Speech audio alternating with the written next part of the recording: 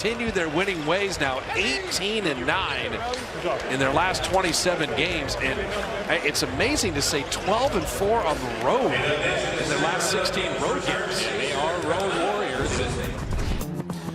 Well, the New Orleans Pelicans get the win 115-101, and they're keeping an eye on the scoreboard. Portland Trail Blazers in action against the Detroit Pistons, down by 3, because it seems as if New Orleans can continue to move up the ranks in the Western Conference standings since they've got Zion. They've been rolling a bit recently, getting this victory against the Golden State Warriors. Sharing is caring, man. 34 assists, Stan. Yeah, look, I mean, Alvin Gentry's teams have always been good offensively, and they've always shared the ball. They've always played with great pace, and we continue to see that. But now with Zion, they've got another weapon. I mean, they've got an all-star in Brandon Ingram on the perimeter, and they've got a guy who's already proven to be one of the great finishers inside. And look, here's the thing.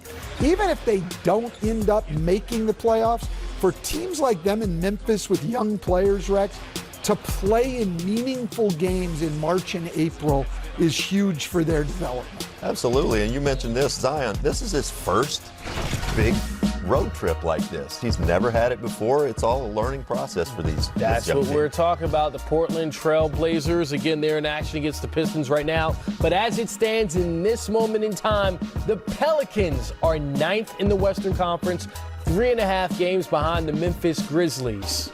Stan, you're a believer. You're a believer in New Orleans. Well, I am. I mean, I think the team's good since Zion's come back. They're the 5th best offense in the league and actually have been 11th defensively going into today. If they can continue to defend, they took a step back on that end of the floor in the first half today. But if they defend, they've got a chance. And the thing we don't have up there on the board, the Memphis Grizzlies have the toughest schedule in the league the rest of the way. The New Orleans Pelicans, the easiest schedule in the league the rest of the way. Pelicans also own the tiebreaker in their season series over the Blazers. So if they somehow end up with the same exact record at the end of the year, they're ahead 2-1. So therefore, they would get that spot. So that's really interesting in itself. Drew Holiday, 15 assists.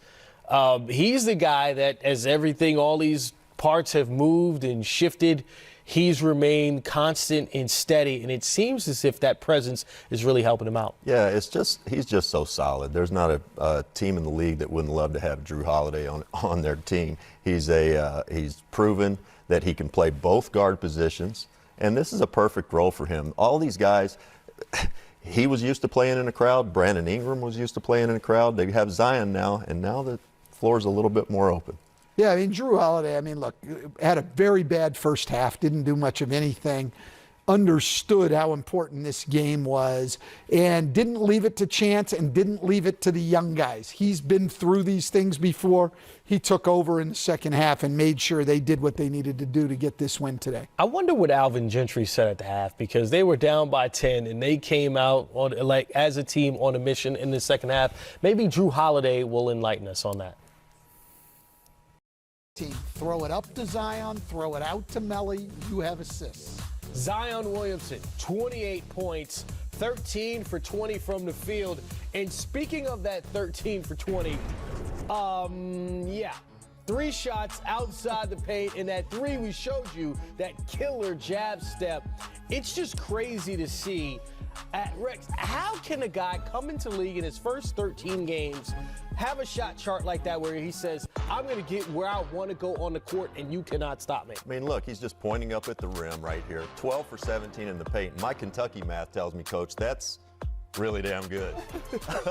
12 for 17 in the paint. And look, like Coach said, he's just economical. His footwork, there's no wasted bounce there to get to the rim. He takes it up. He's got to be a coach's dream, but he's also got to be a teammate's dream. How he runs, he has such good instincts. And I love, last year, I kept hearing all the naysayers talk about where's his skill. He passes really well, and as you see him right here, posting up, doing his work early, gonna catch the ball, and before Pascal can feel him, he's gonna slip off, spin baseline, and put him in the basket. He's just a really interesting, and he's not in shape yet, guys. I mean, come on, we saw him early in the game. He was getting up and down the floor. It got more labored as the game went on. Once he gets in shape, look out. There's one thing that you said that sticks right here in the front of mine, and it's passing. Okay, since he's been on the court for the Pelicans, 13 games now. In 7 of those, they've had 30 or more assists. Stan, Drew Holiday had 15 assists. They had 34 assists as a team, and that's part of the Zion effect. Well, no question. Look, they're very unselfish. They get some assists. Quite honestly, when you have a scorer that efficient, it's going to raise your assist total. To get an assist, the guy has to put the ball in the basket. Zion does that. So that helps. Then he draws a lot of attention, which leaves people open on the perimeter. Open shots go down more. And this has been an unselfish team all year. Something that Alvin Gentry always promotes: ball movement, unselfishness, and they're doing it. Well, another team that's been playing unselfish since Thanksgiving, they've had the 3rd best record in the league. Stan, so you hear the bench points for the Lakers, but most importantly, LeBron and AD stepping up the way that they did in this game, both playing at a high level. For them to be a championship caliber team, both of those guys have to perform like this against other contending teams, right? Yeah, no, absolutely right. I mean, these are the 2 guys for them. They really haven't got a 3rd reliable scorer. Kuzma was really good today. But these guys have to get it done every night. They got it done tonight. They each got to the line 12 times. They were on the attack. They were on the boards. Great effort by both of them. But even with that, Chris, both of those guys were outscored by the Celtics when they were on the floor. As you said earlier, it was the Laker bench that got it done today. Yeah, and LeBron James also acknowledged after game, you saw him hug Jason Tatum. There's some respect there. We know Tatum got his first All-Star appearance after game. King James showing some love again. This boy on the left of me is an absolute problem. Keep going. Again, Tatum now over his last 13 games, averaging 28 points a game and scored over 20 12 times. I think the King was just trying to soften him up in case they have to play him again later. But Jason Tatum's living his best life right now. Got a brand new baby, a brand new back tattoo. I went for 40-some in the Staples Center. Come on, man, he's a problem. May have the best in and out handles in the entire league.